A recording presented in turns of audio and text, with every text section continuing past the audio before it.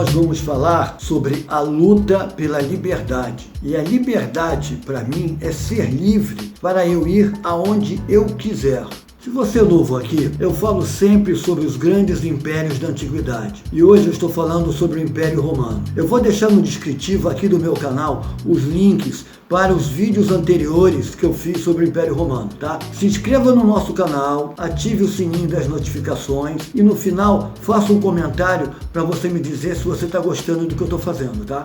Durante a expansão da República Romana e as suas vitórias em todas as frentes de batalha, Roma e as suas cidades receberam milhares e milhares de escravos. Fontes históricas do final da República já apontavam para um número absurdo de 2 milhões de escravos servindo aproximadamente 4 milhões de romanos. Só para vocês saberem, 1 em cada 3 homens que moravam na Itália Antiga eram escravos. E os seus preços, em média, era de um carro novo atual. Só para vocês terem uma ideia. Os escravos eram imprescindíveis para a República Romana. Eles trabalhavam nas minas, nas fazendas e principalmente nas casas das famílias mais abastadas. E tudo girava em torno do trabalho deles. Até que em 73 a.C. explodiu uma grande rebelião de escravos, comandada por um escravo da Trácia,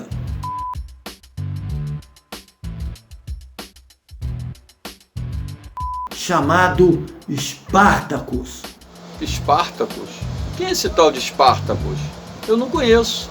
Diz a lenda que ele tinha sido um bom soldado das legiões de Roma, mas por algum motivo ele desertou. E aí montou um grupo para ficar saqueando as cidades da Itália ali em volta. Só que ele deu bobeira, foi recapturado e acabou sendo vendido como escravo. Espartacus fazia parte de um grupo muito seleto de escravos destinados às lutas nas arenas. Eram verdadeiros assassinos, treinados para matar em grandes espetáculos de lutas sangrentas, com animais e contra outros lutadores. Devido à sua grande força física, ele é comprado por um grande treinador de nome Lentulus Batiatus. Esse treinador é dono da melhor escola de gladiadores da cidade de Capua. E como ele se destaca muito, ele vira um grande lutador, ele fica muito famoso na cidade de Capua e Roma e acaba tornando seu treinador um homem muito rico. Só para vocês saberem, os gladiadores naquela época eram como os jogadores de futebol e os artistas são hoje em dia, super idolatrados pelos jovens e pela população geral. Spartacus, cansado de ser tratado como um verdadeiro animal, se rebela e foge com cerca de 80 homens, todos escravos e gladiadores como ele. Na fuga, com apenas algumas facas de cozinha, ele acaba matando o seu treinador e a sua esposa. E com muita sorte, ele esbarra na saída da escola com um grande carregamento de armas e armaduras que estavam chegando. E aí ele já começa a se armar. Durante a fuga pela cidade de Capua, depois de matar vários soldados que ele encontrava pelo caminho, ele corre e se refugia nas encostas do Monte Vesúvio e fica por ali saqueando todas as redondezas. Com o tempo, outros escravos vão chegando e se juntando a ele, com muita sede de vingança para os antigos donos.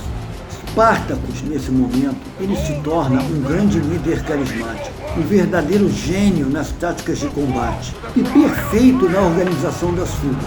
Ele consegue reunir em torno dele cerca de 40 mil homens de toda a Roma e ele se torna uma verdadeira máquina de matar. Por incrível que pareça, até esse momento Roma achava isso tudo uma bobeira, uma revoltazinha merreca, como se fala. E aí ele resolve mandar, para acabar com isso, uma legião de 3 mil homens, comandada por um general chamado Cláudio Glabo. Esse pequeno contingente foi simplesmente massacrado e dizimado da face da terra. Não sobrou ninguém para contar a história. E todas as armas e armaduras dessa legião foram simplesmente capturadas e absorvidas pelos Espartacos. Nesse momento, o Senado romano começa a ver a grande besteira que eles estavam fazendo. Eles subestimaram totalmente a revolta dos Espartacos. E isso estava se tornando uma verdadeira tragédia para a República Romana. Roma começa a ficar apavorada com o medo real dos escravos invadirem a cidade. Só que os Espartacus, ele não queria saber de nada, ele só queria saber da liberdade individual para ele e para todos os outros escravos. Ele não estava em uma luta aberta contra o sistema escravagista, mas ninguém sabia disso e o pânico ficou geral. Depois de meses de diversas batalhas ganhas por Espartacus, o Senado resolve mandar os 2 cônsules eleitos em 72 a.C. com 4 legiões completas para o combate. Só que essas 4 legiões também são derrotadas de forma avassaladora. Nesse momento, Espartacus já conta com 70 mil homens e Roma já está vendo que a destruição vai ser geral. Eles começam a ficar apavorados com a derrota total. Na verdade, desde o início da revolta, Espartacus só queria atravessar os Alpes, porque ele queria voltar para sua terra de origem, que era a Gália. E a maior parte dos outros escravos que estavam com ele eram da Germânia. Mas só que as vitórias eram tão fáceis que eles resolveram mudar de ideia. Só para vocês terem uma ideia, as legiões que iam para o combate com Espartacus eram alistadas ali mesmo na Itália, não tinham a menor experiência. As legiões e os generais muito mais experientes, na verdade, estavam nas fronteiras, em outras frentes de batalha. E aí a coisa estava muito fácil para ele. Estava muito difícil de segurar o ímpeto e o entusiasmo dos escravos. Eles não perdiam uma batalha. E nesse momento, o seu lugar-tenente, um gaulês chamado Crissos, pega uma grande parte dos escravos e resolve ir para o norte da Itália, se separando de Espartacus para poder ficar saqueando as cidades em volta. E Espartacus não consegue convencer ele do contrário, porque a ambição começa a falar mais alto.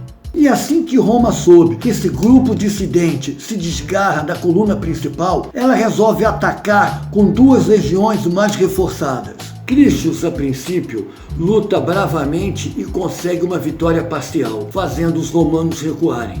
Só que na comemoração antecipada da vitória, os gauleses simplesmente caem bêbados e não percebem a emboscada noturna dos remanescentes das legiões derrotadas. Roma estava seca por uma grande vitória para poder levantar a moral do exército e cai matando, massacrando sem dó. Mais de 20 mil escravos são mortos, inclusive o seu líder, Crissos. Espartacus, quando foi informado do que aconteceu com Crissos, fica desesperado, fica furioso e resolve pagar na mesma moeda. Ele pega 300 dos prisioneiros romanos que ainda estavam sob seu poder e faz eles brigarem em pares como gladiadores até a morte. Com esses últimos acontecimentos, Espartacus resolve acelerar a sua fuga para o norte em direção aos Alpes. Mas ele acaba sendo barrado por 2 legiões do general Cássio Longino. Essas 2 legiões de 10 mil legionários, para variar um pouco, foram massacradas pelo exército de Espartacus.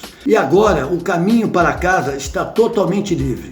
Só que aí a ambição dos escravos falou mais alto. E Espartacus erra feio pela primeira vez no seu julgamento. Em vez deles voltarem para casa, eles resolvem voltar para o sul da Itália para continuar os saques. Porque, afinal de contas, ninguém conseguia pará-los. Eles não paravam, nenhuma legião conseguia ganhar deles. E Espartacus resolve fazer a vontade deles e voltar exatamente para continuar os saques. Um erro brabo de julgamento. Nesse momento, o Senado romano entra em desespero total. E eles chegam à conclusão que somente um grande general e legiões super experientes poderiam fazer frente ao exército de Espartacus. 8 legiões completas, comandadas pelo general experiente Marco Licínio Crasso. Ele começa logo que de imediato o seu trabalho, levantando a moral das legiões e resolvendo problemas de disciplina com as antigas legiões que tinham sido derrotadas por Espartacus. E de imediato ele começa a aplicar as mesmas táticas do Cipião africano na guerra contra Cartago, que é acompanhar perto, ficar seguindo muito perto o exército de Espartacus, que ficava saqueando pelo sul da Itália.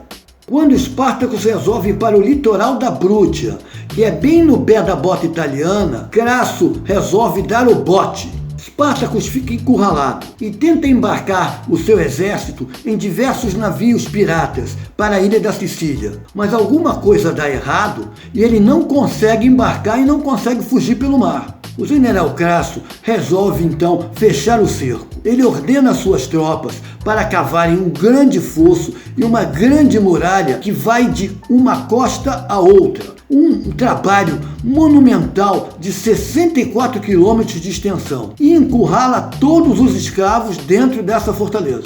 A partir daí, os escravos que nunca tinham sido derrotados, eles começam ferozes ataques às linhas romanas para poder tentar escapar. Em 71 a.C., Crasso, numa batalha feroz e decisiva, consegue finalmente derrotar Espartacus. Nessa batalha morrem mais de 30 mil escravos e o corpo de Espartacus nunca foi encontrado.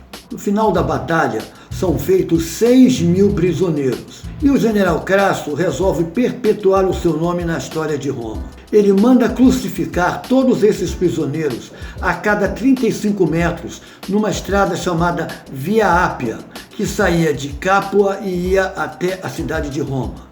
Os corpos dos escravos nunca foram retirados das cruzes e ficaram lá anos e anos apodrecendo e sendo testemunhados pelos viajantes que passavam pela estrada Via Ápia. E a mensagem do Senado romano era clara: ninguém derrota Roma. Você comprou um livro, foi até mais ou menos o capítulo 3, mas você se lembra do que você leu no capítulo 1 e 2? Aqui no descritivo do meu canal eu vou deixar um link de um curso online que vai fazer você ler 3 vezes mais rápido qualquer livro e com total compreensão. Olha, isso pode mudar o seu futuro ou quem sabe até a sua carreira, né? Clique aqui embaixo, se inscreva rápido que as vagas já estão terminando, tá? Hoje eu contei para vocês a vida do Espartacus. Ele realmente foi um grande gênio em táticas de combate, em liderança e principalmente em organização. Por quê? Porque ele transformou um bando desigual de trácios, gauleses, germânicos e principalmente de escravos de outras nacionalidades em um exército formidável que quase acabou com o Império Romano. Se inscreva no meu canal, ative o sininho das notificações e deixe um comentário aqui embaixo para você dizer se você gostou do que eu estou fazendo, tá bom? E até a próxima semana.